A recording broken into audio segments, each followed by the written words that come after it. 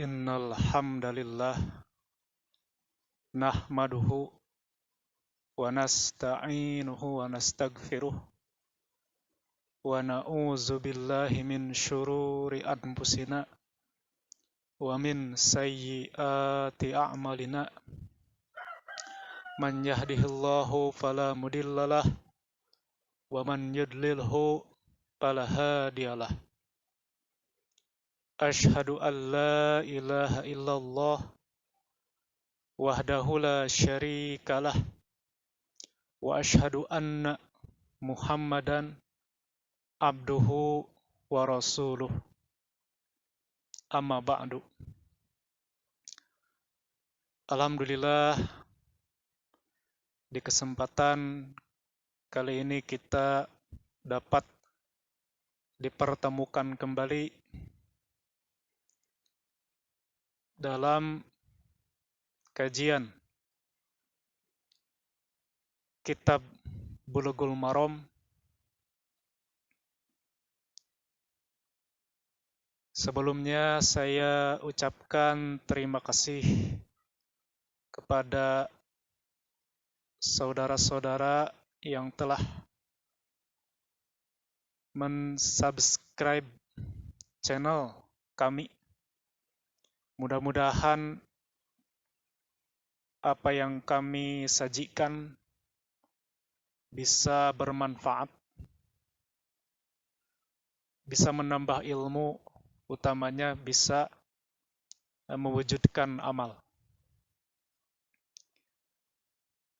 Sebelumnya saya sudah membahas secara ringkas hadis nomor 5 yang bisa ditonton kembali di deskripsi yang saya akan cantumkan di video ini. Adapun untuk kesempatan kali ini,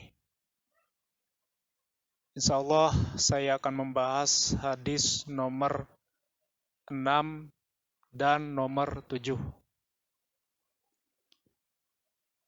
Mengapa saya membahas dua hadis?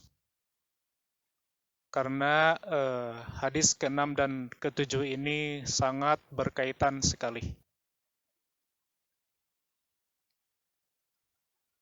Kita baca. Wa an rajulin sahiban nabiyyi sallallahu alaihi wasallam, dan dari seorang sahabat Nabi sallallahu alaihi wasallam, qala, telah berkata, naha Rasulullah sallallahu alaihi wasallam, Rasulullah sallallahu alaihi wasallam telah mencegah, antagtasilal mar'atu, mencegah perempuan mandi, bipadlir rajuli, dengan air sisa laki-laki, awir rajulu, atau melarang laki-laki mandi, bipadlil mar'ati, dengan air sisa perempuan, wal yagtarifa jami'an, tetapi hendaklah keduanya sama-sama mencaduk. Akhrajahu Abu Dawud. Hadis ini dikeluarkan oleh Abu Dawud, wan Nasa'i, dan An-Nasa'i, wa isnaduhu sahihun, dan isnadnya sahih. Yang pertama, kita melihat dari aspek status hadis. Jadi Ibnu Hajar sebagai pengarang kitab Bulughul Maram menegaskan bahwa status hadisnya terkait isnadnya itu sahih. Padahal zahirnya gitu kan, apabila kita melihat zahir hadis ini disebutkan an rajulin, dari seorang sahiban nabiyya, sahiban Nabi sallallahu alaihi wasallam, yang bersahabat kepada Nabi sallallahu alaihi wasallam. Biasanya hadis yang dicantumkan oleh beliau itu langsung disebutkan sahabat tertentu dengan namanya. Tapi di hadis ke-6 ini tidak dijelaskan namanya, sehingga disebutnya ibham as-sahabah, kemubhaman sahabat. Jadi tidak jelas namanya siapa. Mengapa gitu kan disebut isnadnya sahih, padahal sahabat yang meriwayatkan hadis ini tidak jelas namanya.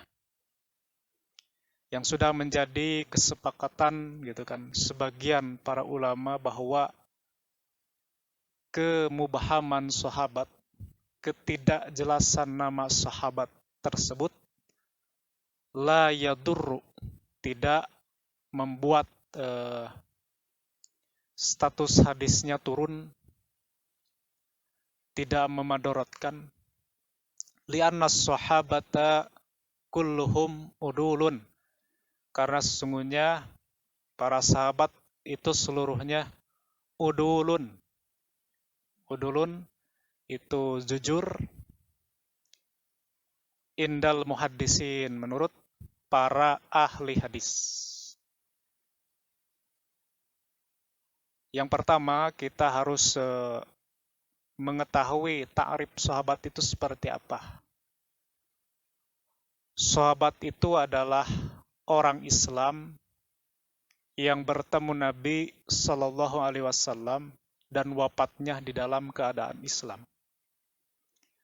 Sehingga apabila dia orang kafir gitu kan, dan meskipun bertemu dengan Nabi, tapi dia tidak disebut sahabat selama ia tidak Islam. Jadi sudah jelas yang disebut sahabat itu keislamannya, demikian pula bertemunya dengan Nabi dan wafatnya juga di dalam keadaan Islam. Sehingga telah diketahui mengapa gitu kan para sahabat disebut udulun. Dalam ringkasnya gitu kan itu jujur, tidak pernah berbohong, tidak pernah berdusta antara mereka, karena mereka adalah orang-orang yang sering bertanya kepada Nabi SAW, yang sering bermusyawarah antara para sahabat, sehingga masalah-masalah itu terpecahkan sesuai dengan ketentuan yang diisyaratkan atau yang disabdakan oleh Nabi SAW. Jadi tidak mungkin para sahabat itu berbohong, sehingga status hadis ini oleh Ibnu Hajar disebutkan sahih.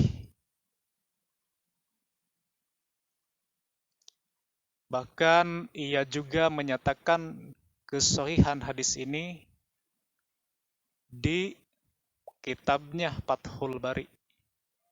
Rijaluhu siqotun, para rawinya itu semuanya adalah siqot, dapat dipercaya.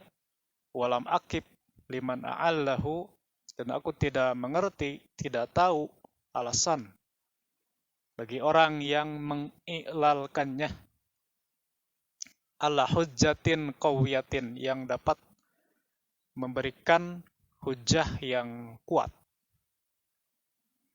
Jadi tidak ada hujah yang kuat bagi orang yang mengiklalkan hadis tersebut. Itu alasan dari pada Ibnu Hajar. Kemudian setelah kita mengetahui status hadisnya seperti itu, maka kita pahami dari segi bahasa kosakata yang disebut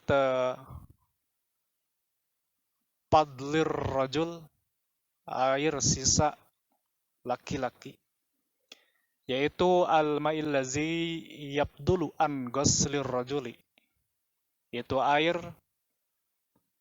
sisa dari mandinya laki-laki atau bersucinya laki-laki. Adapun padlil mar'ati adalah maksudnya al-ma'il ladzi yabdulu an ghuslil mar'ati, air sisa bersuci atau mandi perempuan. Kemudian disebutkan pula wal yagtarifa, dan hendaklah igtirab. Igtirab itu adalah menceduk. Itu. Menceduknya bukan dengan satu tangan, tapi bijami'il yadain, dengan sepenuh kedua tangan.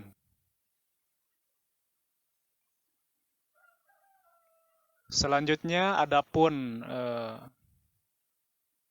kesimpulan atau faidah dari hadis ke-6 ini adalah sudah jelas, yaitu melarang mandinya seorang laki-laki dengan air sisa mandinya perempuan, dan larangan mandinya perempuan dengan air sisa mandinya laki-laki.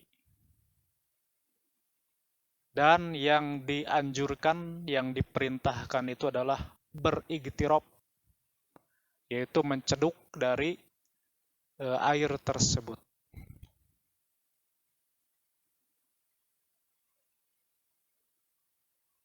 Sebenarnya gitu kan, ketika itu kan hadis ini melarang yang tersebut, ternyata hadis ini berlawanan dengan hadis yang ke-7, yaitu hadis yang diterima dari Ibnu Abbas. Mengapa berlawanan? Nah, kita langsung saja baca kepada hadis Ibnu Abbas.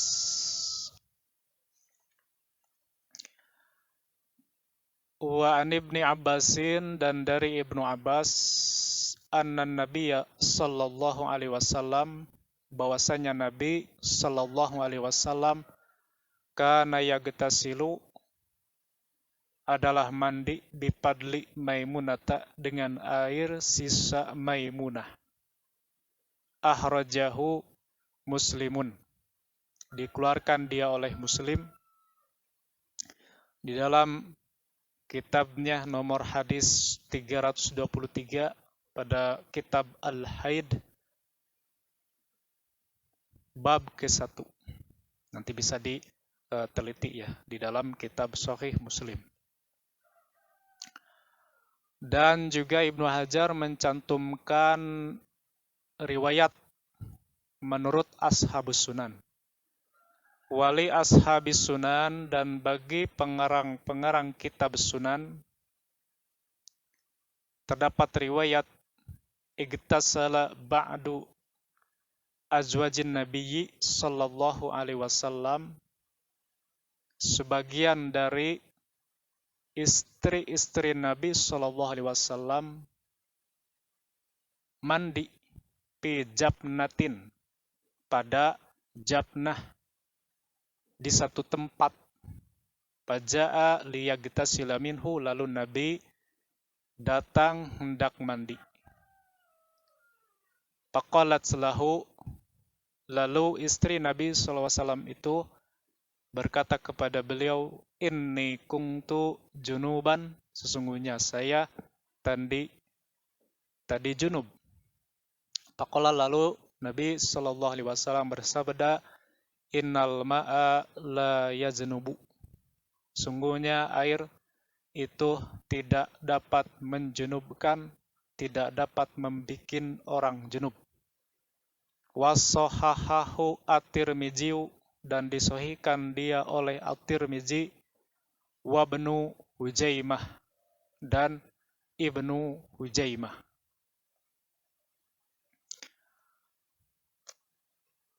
Menurut syarah hadisnya bahwa di antara yang pernah mandi dengan Nabi SAW adalah Maimunah, gitu kan, sebagaimana tersebut di dalam hadisnya yang disebut lengkapnya Maimunah binti Al-Harits Al-Khilaliyah, sebagaimana yang dikeluarkan hadisnya oleh Ad-Darqutni dan selainnya. Kemudian ada istilah jabnatun. Jabnatun itu ialah qaswah kabirah, mangkuk ceper yang besar. Jam'uha jafan wa qas'atu, dan qas'ah itu adalah inaun kabirun, yaitu bejana yang besar. Yudha'u, yang biasa berisi fihim ta'amu. Yudha'u fihi ta'amu, yang biasa berisi makanan atau diletakkan padanya makanan. Wa yuttakhadzu ghaliban minal khasabi, yang biasanya terbuat dari kayu. Itu pengertian zabnah. Adapun istilah zunub, sumia bidzalika, disebut demikian li'annahu umiro, karena sungguhnya dia diperintah ayyaztaniba, untuk yaztaniba, meninggalkan, maudi as-sholati, tempat sholat, malam yatatohar, selama belum bersuci, maksudnya mandi.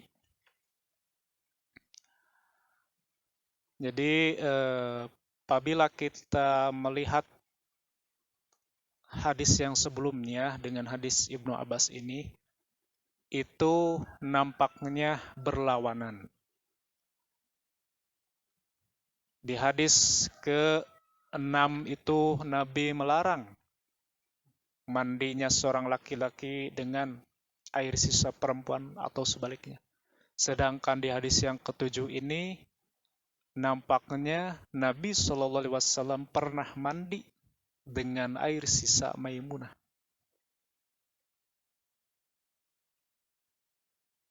Nah, apakah larangan di hadis yang ke-6 itu mesti kita maknai haram? Apabila kita maknai haram, tentu akan berlawanan dengan hadis nomor 7 dari Ibnu Abbas ini. Karena Nabi pernah mandi dengan sebagian istrinya, diantaranya Maimunah. Nah, bagaimana caranya memaknai atau menyelesaikan dalam masalah bab ini? Gitu. Ketika ada dua dalil yang sahih yang nampaknya berlawanan, apakah bisa dipakai satu cara untuk bisa menyelesaikan masalah ini? Nah, para ulama sudah membuat metodologi untuk menyelesaikan masalah yang seperti ini.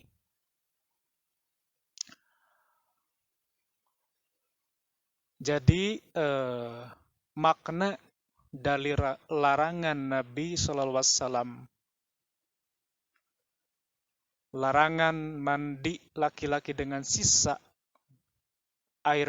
dengan air sisa perempuan itu kita maknai sebagai makruh. Lalu apa atau bagaimana, gitu kan? dimaknai makruh, sedangkan Nabi SAW melakukan yang makruh. Apakah hal itu bisa dimaknai demikian? Sehingga ada sebagian ulama yang menyatakan bahwa status hadis ke-6 itu adalah tidak sahih. Nah, apabila tidak sahih, berarti boleh, gitu kan? Seseorang itu mandi dengan air sisa perempuan, atau perempuan mandi dengan air sisa laki-laki.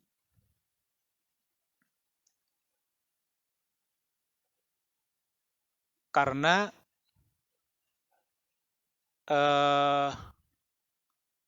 air sisa itu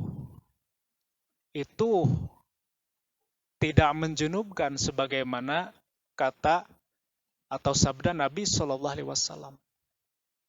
Jadi ketika larangan itu, gitu kan, kepada mandinya laki-laki dengan air sisa perempuan, itu kan, ataupun sebaliknya, maka larangan tersebut bermakna makruh. Maka hadis ini yang Ibnu Abbas ini justru mengisyaratkan kebolehan, gitu kan, kebolehannya. Karena sudah jelas menurut para ulama bahwa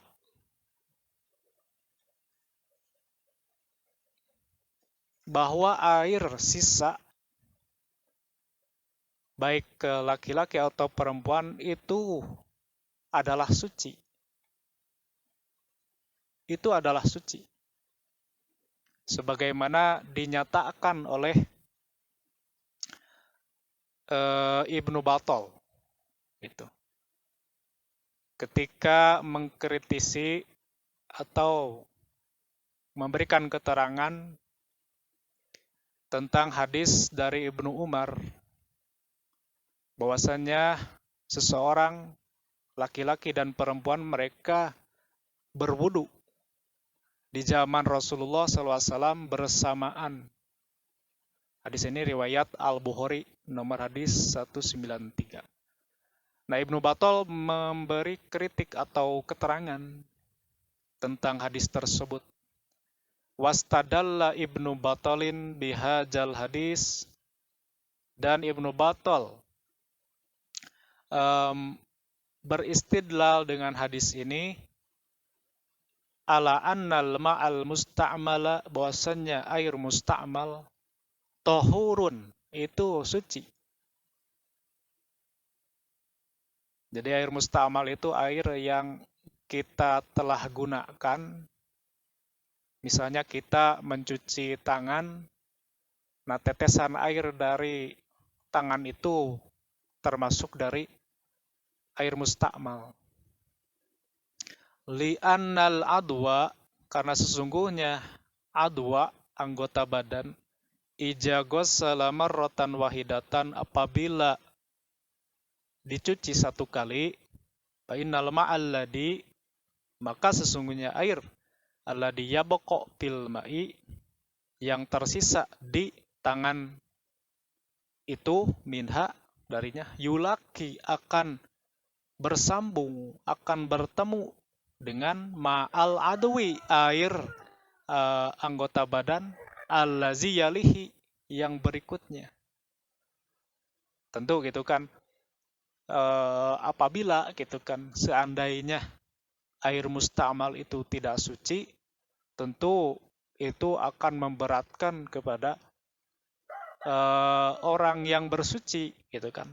Karena ketika kita berwudu atau kita mandi, tentu tidak akan luput dari air musta'mal.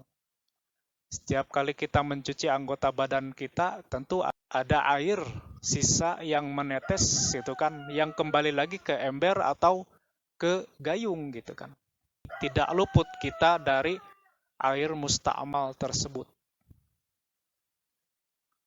Nah, barangkali dari keterangan para ulama bahwa air musta'mal itu tidak sucilah, maka Ahsan juga yang membuat atau mengarang terjemah Bulughul Maram, beliau juga memberikan keterangan mengenai hadis Ibnu Abbas dan riwayat dari Ashabus Sunan itu kan. Ahsan memberi keterangan di soal jawab bahwa dari hadis yang tersebut itu nyatalah bahwa air yang telah terpakai itu boleh dipakai lagi dan tidak dihukumi bernajis atau musta'mal.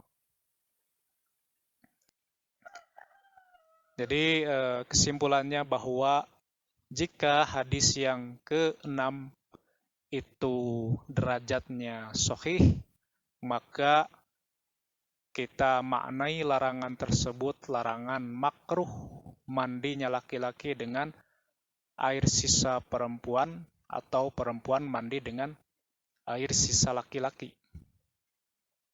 Tetapi jika hadis nomor 6 itu dhaif, maka tentu mandi dengan air sisa laki-laki atau perempuan itu dibolehkan. Sebagaimana pada riwayat Ibnu Abbas hadis nomor 7 tersebut. Ketika Nabi SAW pernah mandi dengan istrinya, diantaranya Maimunah, pada suatu tempat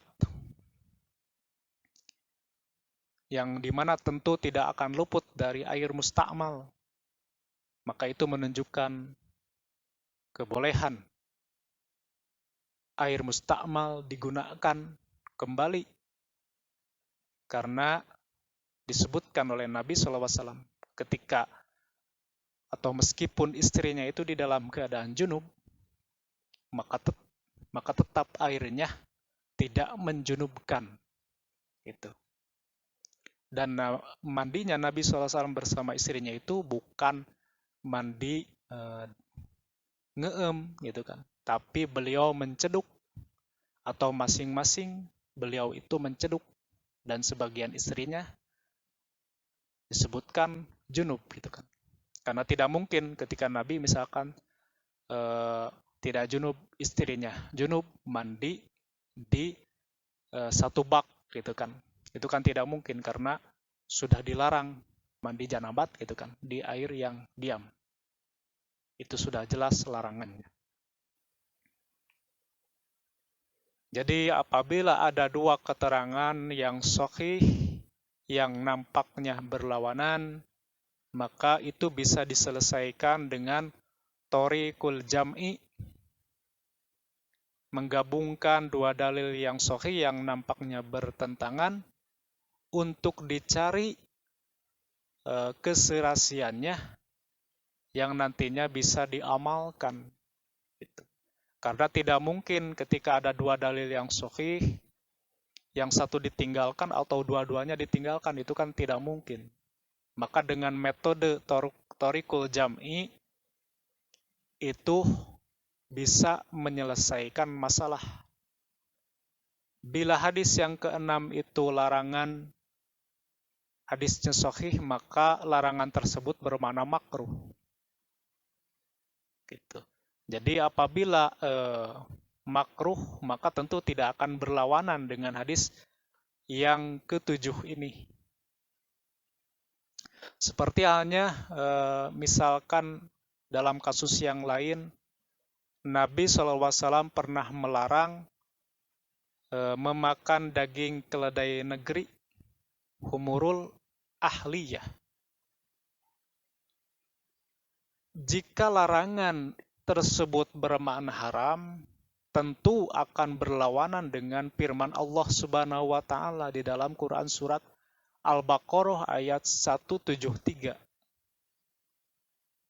Innama harrama alaikumul maitata wadama walahmal hinjir wa ma uhilla li ghairillahi bih.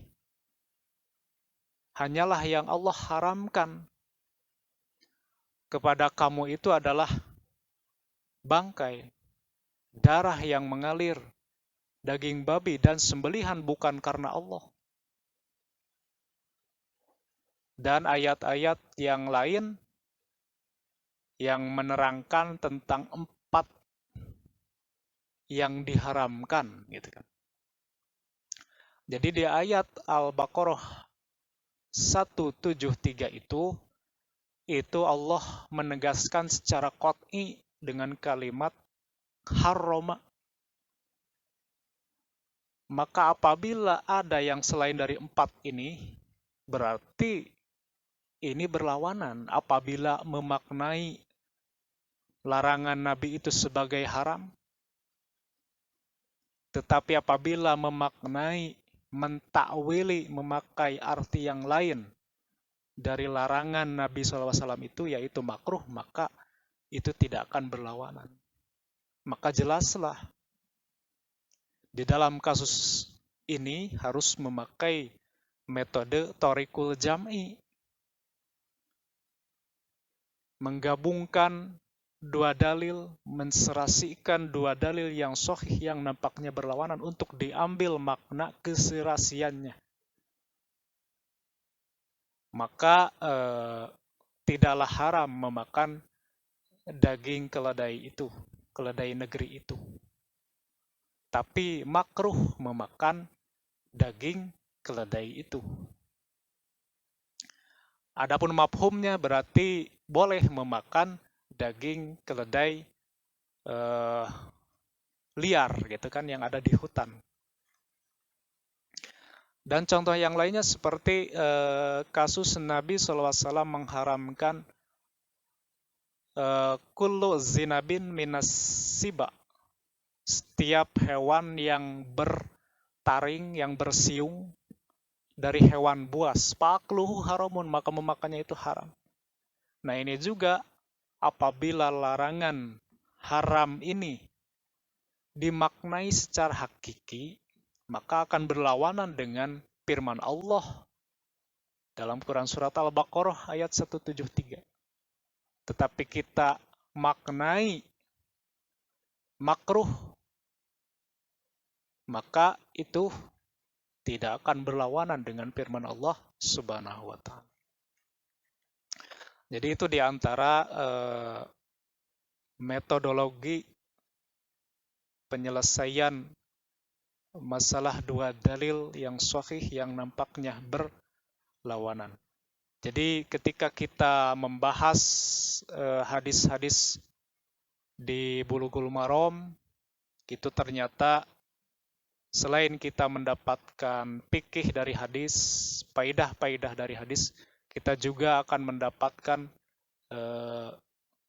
cara atau metodologi untuk mengambil kesimpulan hukum. Gitu. Itu adalah di antara tambahan ilmu bagi kita. Gitu. Barangkali demikianlah yang saya dapat sampaikan, yang begitu sangat ringkas sekali, yang masih banyak kekurangannya. Mudah-mudahan keterangan ringkas tersebut bisa menjadi acuan untuk bisa dikembangkan kembali menjadi ilmu yang lebih luas, yang lebih bermanfaat. Mohon maaf atas segala kekurangannya. Ditutup dengan doa, Rabbana atina fid dunya hasanah wa fil akhirati hasanah wa qina adzabannar. Assalamualaikum warahmatullahi wabarakatuh.